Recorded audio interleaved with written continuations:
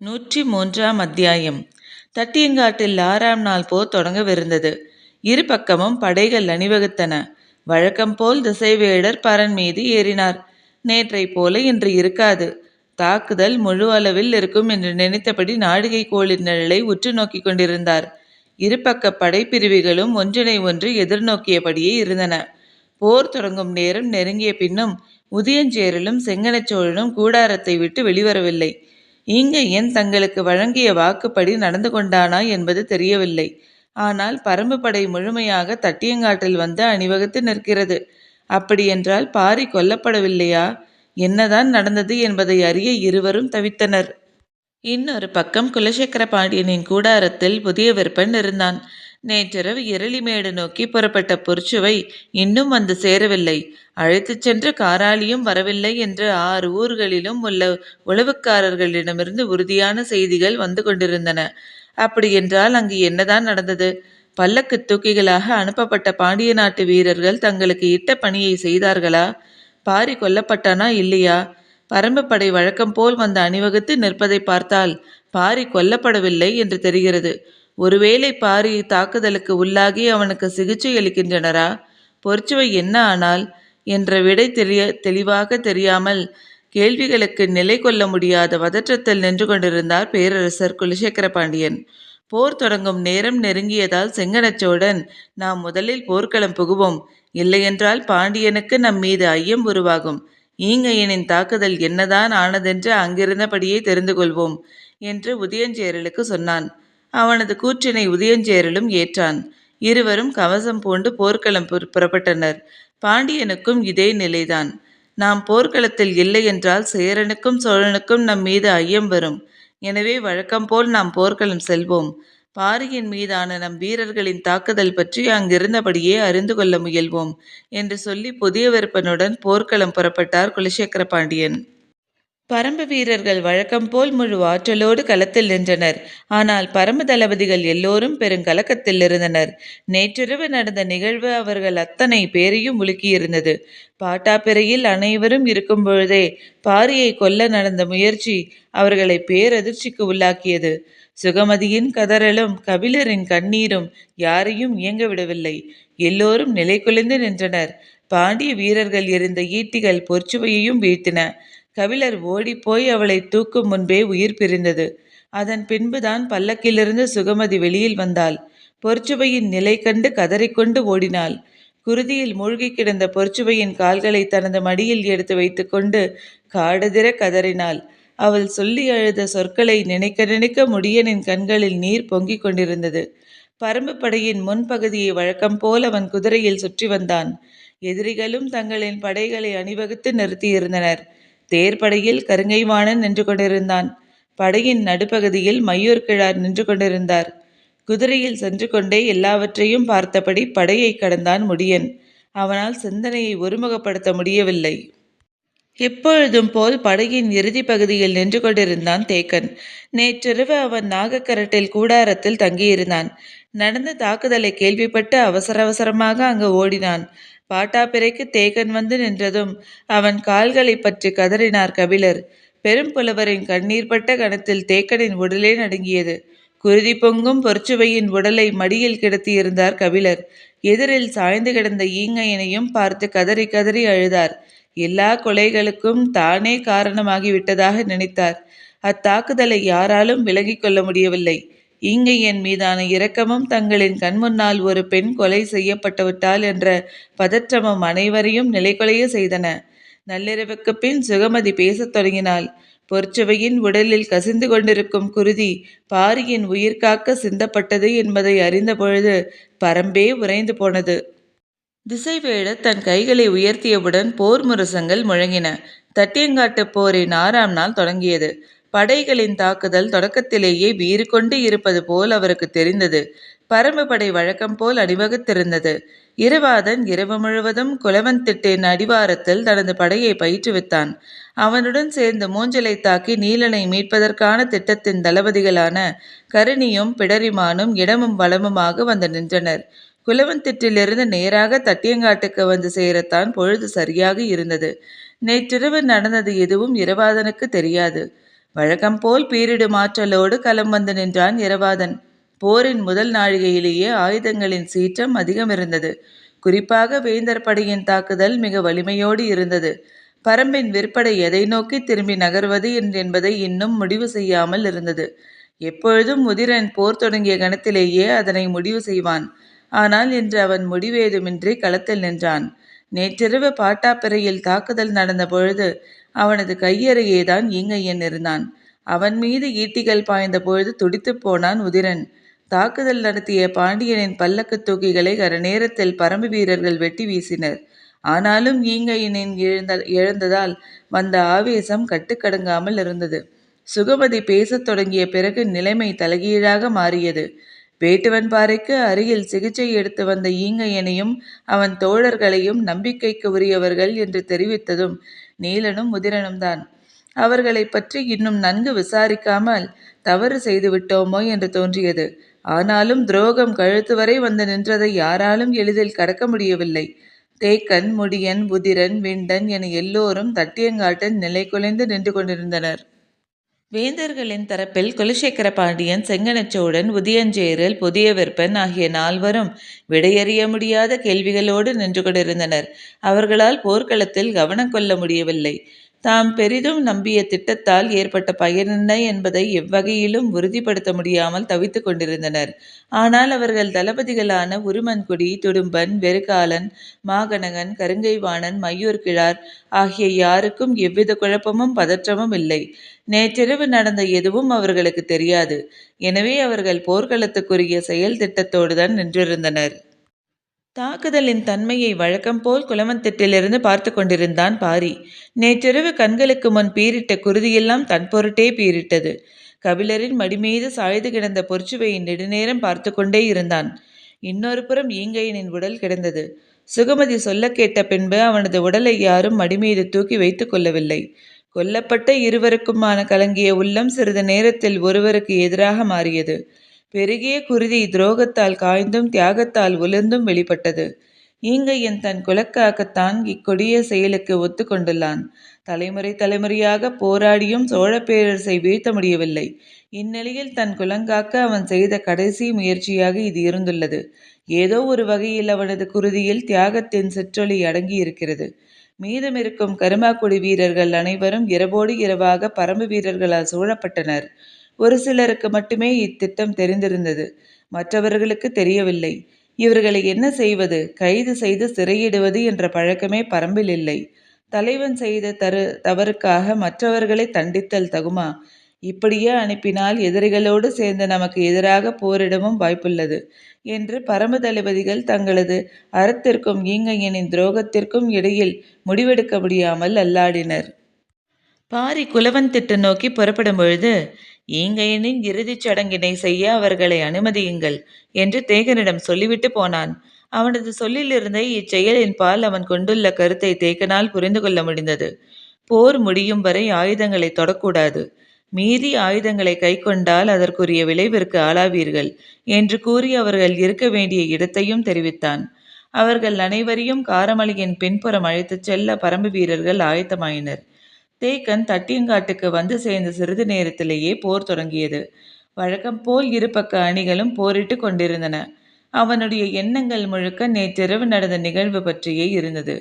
கபிலர் பொற்சுவை வருவதற்கு அனுமதி கொடுக்கவில்லை என்றால் என்ன நடந்திருக்கும்? குகை காவலின் பொழுது ஈங்கையினால் பாரியை ஒன்றும் செய்துவிட முடியாது. அது கொடிவரிசை கொண்ட குகை. பாரி எங்கு துயில்கிறான் என்பதையே கண்டறிய முடியாது. காவல் எல்லையை தாண்டி உள்ளே நுழைந்திருந்தால் வெளிவருவதற்கான வழியையே கண்டறிய முடியாது. ஒன்றிடல் ஒன்றாக பின்னல் தொடர்புகளை கொண்ட அக்குகைகளை நுழைபவன் எளிதில் சிக்கிக்கொள்வான். ஈங்கையனின் நோக்கம் அனைவராலும் அறியப்பட்டிருக்கும். கோட்டைகளிலும் அரண்மனையிலும் நடக்கும் சதியைப் போல எந்த ஒரு தாக்குதலையும் பரம்பில் எளிதில் நடத்திவிட முடியாது. ஆனால் யாராக இருந்தாலும் ஏமாறும் ஒரு இடம் உண்டு. அதுதான் பரம்பு வீரர்கள் பல்லக்கின் தன்மையை அறியாமல் பாட்டாப்பிறை வரைக்கும் அதை அனுமதித்தது. அந்த வகையான பல்லக்கினை இதற்கு முன்னால் பார்த்தறியாததால் இரவு நேரமாக இருந்ததாலும் அதன் மேற்புறத்தில் மறைக்க வைக்கப்பட்டிருந்த ஈட்டிகளை கவனிக்காமல் விட்டனர். சில நாட்களாகவே ஈங்கையனின் தாக்குதல் சொல்லிக் கொள்ளும்படியாக இல்லை. அதற்கு காரணம் அவன் வகுக்கப்பட்ட படையினோடே தாக்கி முன்னேறும் பயிற்சியற்றவன் என நினைத்தோம். ஆனால் அவன் எதிரிகளால் இயக்கப்பட்டுள்ளான் என்பதை அறியாமல் போய்விட்டோம் என்று எண்ணங்கள் ஓடிவிட்டபடி ஈட்டியை ஊன்றி பிடித்து நின்று கொண்டிருந்தான் தேக்கன். பொழுது உச்சத்தை தொட்டு கொண்டிருந்தது. பரம்பின் வீரர்கள் வழக்கம்போல் தாக்குதலை நடத்தி கொண்டிருந்தனர். தனித்த உத்தியால் வகுக்கப்படாத நிலையில் நின்று தாக்கும் முறையை அவர்கள் கடைபிடித்து கொண்டிருந்தனர்.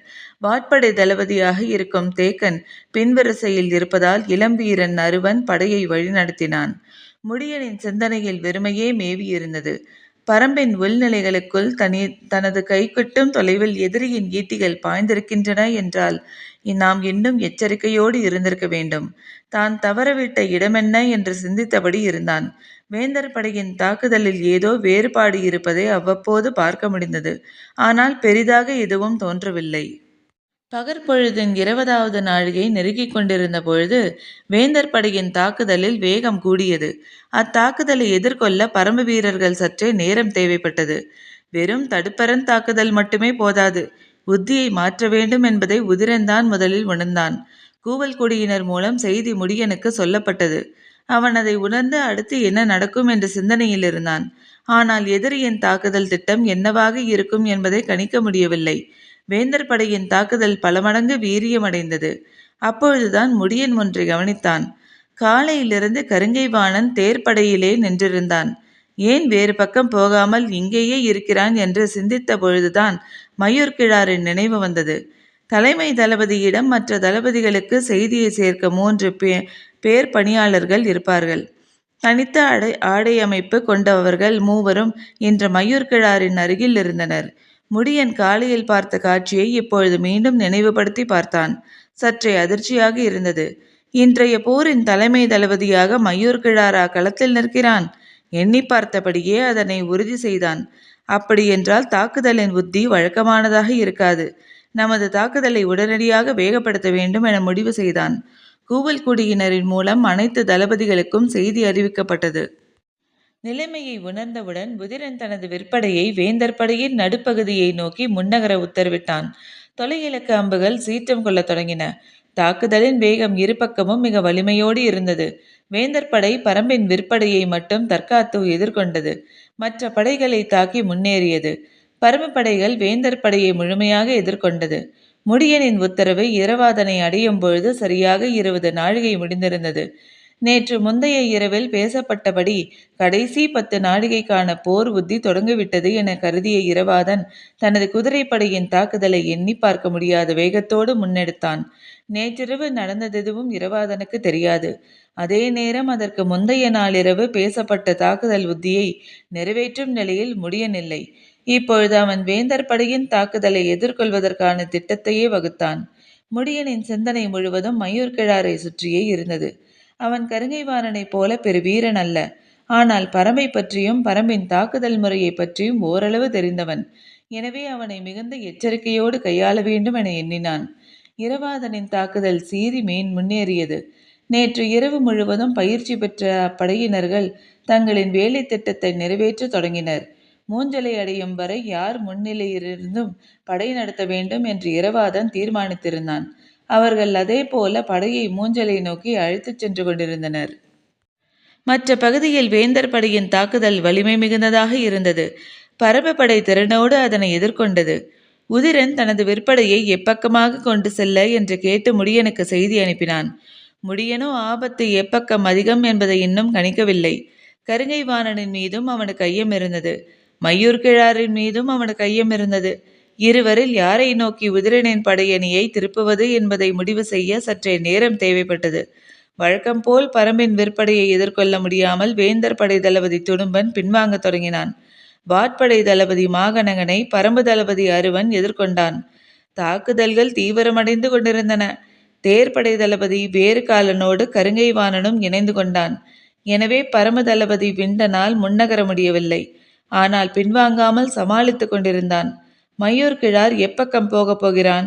அவனது உத்தி என்னவாக இருக்கிறது என்பதை அறிவதிலேயே முடியன் கவனமாக இருந்தான். இந்நிலையில் இரவாதனின் தலைமையிலான குதிரைப்படை நினைத்து பார்க்க முடியாத வேகத்தில் மூஞ்சலை நோக்கி முன்னேறி கொண்டிருந்தது. ஏற்கனவே திட்டமிட்டபடி மூஞ்சலை ஒரே நேரத்தில் 3 முனைகளிலும் தாக்குதல் தொடுக்க வேண்டும். முடியன் ஒரு பக்கமும் விண்டன் ஒரு பக்கமும் தாக்கி மூஞ்சலின் அரணை உடைக்க வேண்டும். உடைத்தவுடன் உள்ளே நுழையாமல் 3 அடுக்கு அரணை முழுமையாக அழிக்கும் பணியை செய்ய வேண்டும். உள்நுழைந்து தாக்கி நீலனை மீட்கும் பணி இரவாதனுடையது. அதே சிந்தனையோடு இரவாதனின் படை முன்னகர்ந்து கொண்டிருந்தது. குலவந்திட்டிலிருந்து பார்த்து கொண்டிருக்கும் பாரிக்கு களத்தில் நடக்கும் தாக்குதலில் வேறுபாடுகள் இருப்பது போல் தெரிந்தது. ஆனால் என்னவென்று பிடிபடவில்லை. கூர்ந்து பார்த்து கொண்டிருந்தான்.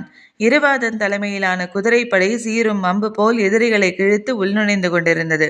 குலவந்திட்டிலிருந்து பார்க்கும் பொழுது அதன் வேகத்தை துல்லியமாக கணிக்க முடிந்தது. மற்ற படைப்பிரிவுகளோடு வேந்தர் படை மிக கடுமையாக போரிட்டு கொண்டிருக்கும் பொழுது குதிரைப்படையை மட்டும் ஏன் அவ்வாறு எதிர்கொள்ளாமல் இருக்கின்றனர் என்ற ஐயம் உடனே தோன்றியது. களத்தை இன்னும் சற்று நேரம் கூர்ந்து கவனித்தான் பாரி. எதிரிகள் மாறுபட்ட உத்திகளை பயன்படுத்துகின்றனர். நம் வீரர்கள் அதை புரிந்து கொண்டு செயலாற்ற வேண்டும் என்று தோன்றியது. இவ்வண்ணம் உருவாகி கொண்டிருக்கும் போதே இரவாதனின் குதிரைப்படை பாதி தொலைவை கடந்து உள்ளே போய்விட்டது. நினைத்ததை விட வேகமாக அவன் உள்ளே போய்க் கொண்டிருந்தான்.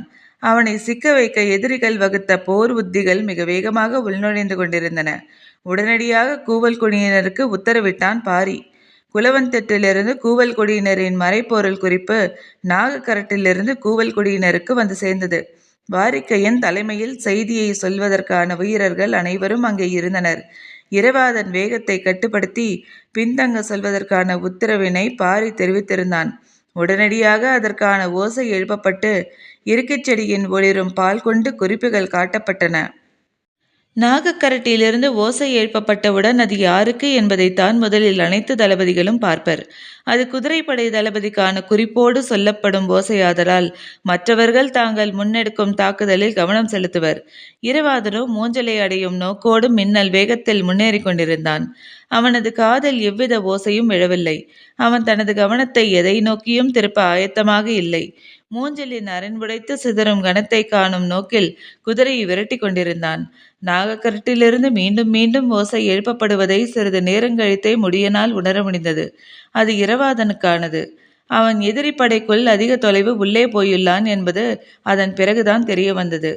அப்பொழுதுதான் நேற்றுக்கு முந்தைய நாள் உருவாக்கப்பட்ட திட்டம் நினைவுக்கு வந்தது. நேற்று இரவு நிகழ்ந்த நிகழ்வால் அத்திட்டத்தை நிறைவேற்றுதல் குறித்து வேறு யாரிடமும் முடியன் பகிர்ந்து கொள்ளவில்லை. ஆனால் இரவு முழுவதும் பயிற்சியிலிருந்து இரவாதன் காலையில் நேரடியாக களத்துக்குள் வந்தான். ஏற்கனவே வகுக்கப்பட்ட திட்டத்தின்படி 20ஆம் நாழிகை முடிந்தவுடன் அவன் முன்னேறி போகிறான் என்பது முடியனுக்கு புரிந்தது. ஆனால் இதற்குள் மயூர் கிழார் வகுத்த உத்தியும் இருக்கிறது என்பதை அவன் முதலில் கணிக்கவில்லை. மற்ற படைகளை வலிமையோடு தாக்கி முன்னேறி விடாமல் நிறுத்திவிட்டு குதிரைப்படையை மட்டும் முழுமையாக உள்வாங்கி அழிக்கும் திட்டத்தை மயூர் கிழார் தீட்டியிருந்தான். நாகக்கரட்டியிலிருந்து மீண்டும் மீண்டும் குறிப்பொலி எழுப்பப்பட்டது. இப்பொழுது அபாய குறிப்பொலியாக ஒலிக்கத் தொடங்கியது. இரவாதன் மூஞ்சலை நெருங்கிவிட்டான். ஏற்கனவே திட்டமிட்டபடி மற்ற 2 தளபதிகளும் 2 திசைகளிலிருந்தும் மூஞ்சலை நோக்கி முன்னேறுவார்கள் என்ற எண்ணத்துடனே மூஞ்சலின் அரணை நோக்கி அம்புகளை செலுத்த தொடங்கினான். முடியனுக்கு என்ன செய்வதென்று தெரியவில்லை. எதிரிகளின் தாக்குதல் மிக கடுமையாக இருந்தது. எப்படையையும் முன்னுக்கு நகர்த்த முடியவில்லை. வேந்தர் படையினர் முழுமையாக ஆற்றலோடு தாக்கிக் கொண்டிருந்தனர். கருங்கைவாணனும் வேறுகாலனும் தேர்ப்படையின் மீது கடும் தாக்குதலை நடத்தி பெரும் சேதத்தை உருவாக்கி கொண்டிருந்தனர். நிலைமையை உணர்ந்து உடனடியாக முடியன் அவ்விடம் போனான். ஆனால் அவனது கவனம் முழுவதும் கூவல் குடியினரின் குறிப்பொலியின் மீதே இருந்தது. செய்தியை நேரடியாக சொல்ல உதிரனையோ அருவனையோ அனுப்பலாமா என்று சிந்தித்தான். ஆனால் எல்லா முனையிலும் தாக்குதலின் வேகம் உச்சம் கொண்டிருந்தது. சூலூர் வீரர்கள் 60 வகையான ஆயுதங்களை கையாள தெரிந்தவர்கள். பேரரசர்களை காப்பதற்கான தேர்ந்த பயிற்சி கொண்ட அகப்படையினை தாக்கி அழிக்க கரணியின் தலைமையிலான பிரிவு முழு திட்டமிடலோடு பாய்ந்து முன்னேறியது. பொய்க் கூடாரங்களிலிருந்து வெளிவரும் எண்ணிலடங்காத வீரர்களை கொன்று குவிப்பதற்கான திட்டத்தோடு பாய்ந்து முன்னேறினார் பிடரிமான் தலைமையிலான வீரர்கள். கரணியும் பிடரிமானும் வகுக்கப்பட்ட திட்டத்தின் அடிப்படையில் தாக்குதலை தொடுக்கின்றனரா என்று பார்ப்பது இரவாதனின் வேலையல்ல. அவனது ஒரே இலக்கு நீலன் இருக்கும் கூடாரத்தை நோக்கி எதிரிகளை கொன்றழித்து முன்னேறுவது மட்டும்தான். 3 தன்மைகளில் தெளிவாக வகுக்கப்பட்ட திட்டத்தோடு பரம்பினர் இப்போரில் இதுவரை பயன்படுத்தாத பல்வேறு விதமான ஆயுதங்களோடு இரவாதனின் குதிரைப்படை மூஞ்சலை நோக்கி வந்தது. பகழி அம்புகளால் மூஞ்சலின் வெளிப்புற அரண் தகர்த்தெறியப்பட்டது.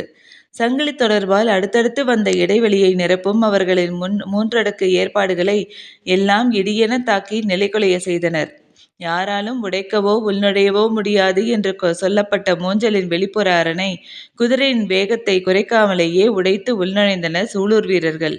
ஒற்றை நுனியில் உடைத்து உள்நுழைந்தவர்கள் விசிறியைப் போல கன நேரத்தில் அரைவட்டமாக விரிந்தனர். வெளியிலிருந்து மொத்த குதிரைப்படையும் உள்ளே வந்து வட்டத்துக்குள் சேர்ந்த பின் அது வட்ட வடிவ படையமைப்பாக தன்னை மாற்றிக்கொண்டது. வட்டம் எல்லா திசைகளிலும் ஒரே நேரத்தில் விரிய தொடங்கியது. கணக்கில்லாத அம்புகளும் ஈட்டிகளும் வெடித்து வெளிவர வட்டத்தன்மையை பெரிதுபடுத்தியபடி இருந்தது. நாகக்கரட்டியிலிருந்து மீண்டும் மீண்டும் கூவலொலி எழுப்பப்பட்டு இருக்கைச் செடியின் ஒளிரும் குறிப்புகள் காட்டப்பட்டு கொண்டே இருந்தன. களத்தில் நின்ற பரம தளபதிகள் அனைவரும் குறிப்பொலியை கவனித்தனர். இடைவிடாத குறிப்பொலி அனைவருக்கும் பதற்றத்தை உருவாக்கத் தொடங்கியது. நாகக்கரட்டின் மேலிருந்து வாரிக்கையன் காட்சியை தெளிவாக பார்த்தான். மூஞ்சலை உடைத்து இரவாதன் உள்நுழைந்து கொண்டிருந்தான். அன்று முடியன் கவலையோடு சொன்னது நினைவுக்கு வந்தது. இரவாதன் தாக்குதல் போரில் நிகரற்றவனாக இருக்கிறான். ஆனால் களத்தில் முழுமையை கவனித்து முன்னேறுவதில் குறைபாடு உடையவனாக இருக்கிறான். அது ஆபத்தை உருவாக்கிவிடும். காட்சியை பார்த்து கொண்டிருப்பதை தவிர வேறெதையும் வாரிக்கையினால் செய்ய முடியவில்லை. குலவன் திட்டிலிருந்து இதே ஒளிக்குறிப்பு மீண்டும் மீண்டும் வருகிறது. என்ன செய்வதென்று புரிபடாமல் நின்றான் வாரிக்கையன். உதிரன், விண்டன், அருவன், முடியன் என யாரும் தங்களின் இடம் விட்டு நகர முடியாத நிலைக்கு உள்ளானார்கள். வேந்தர் படை முழு வலிமையோடு இறங்கி வந்து மறித்து போரிட்டு கொண்டிருக்கிறது. மூஞ்சல் இருப்பதோ தட்டியங்காட்டின் வடமூலையில். மொத்த படையையும் பிளந்து கொண்டு அந்த கடைசி பகுதிக்கு போய் இரவாதனுக்கு உதவுவது எப்படி என யாருக்கும் புரியவில்லை. கருங்கைவாணன் வேந்தர் படையின் தேர்ப்படை தளபதி வேறு காலனோடு இணைந்து வலிமை மிகுந்த தாக்குதலை தொடுத்து கொண்டிருக்கிறான். பரம்பு தளபதி விண்டனால் மட்டும் அதை எதிர்கொள்ள முடியாது என்பதால் அவனுடன் முடியன் இணைந்து நிற்கிறான். அப்படியிருந்தும் தாக்குதலின் வேகம் இணையற்றதாக இருக்கிறது. போர் சூழலில் என்ன முடிவெடுப்பதென்றே தெரியாத ஒரு கணத்தை முதன்முறையாக முடியன் சந்தித்தான்.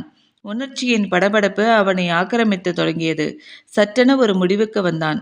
இரவாதன் தன் மகன் என்ற உணர்வில் எந்த ஒரு முடிவையும் எடுத்துவிடக்கூடாது. நடைபெற்று கொண்டிருப்பது பெரும் போர். இதில் கணிப்புகளும் புத்திகளும் பிழைப்படும் வாய்ப்புகள் உண்டு. அப்பிழையை உணரும் பொழுது சரி செய்யும் முயற்சிக்காக பேரிழப்பை கண்டுவிடக்கூடாது. எண்ணங்கள் மனதுக்குள் உறுதியாகி கொண்டிருக்கும் பொழுது தேக்கன் அவ்விடம் வந்து சேர்ந்தான்.